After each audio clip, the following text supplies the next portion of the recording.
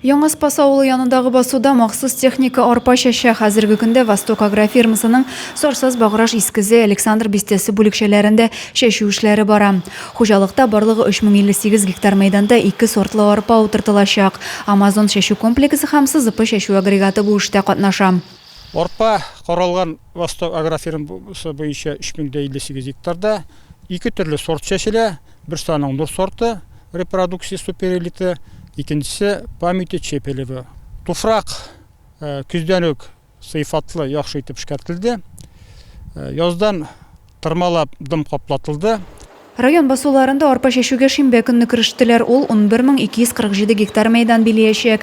Эш барлыгы 52% башкарылган. Хәзерге көндә хуҗалыкларда горчицада чәчәләр. Шулай ук күпьеллык үлән мәйданнарын тырмалау эше бара.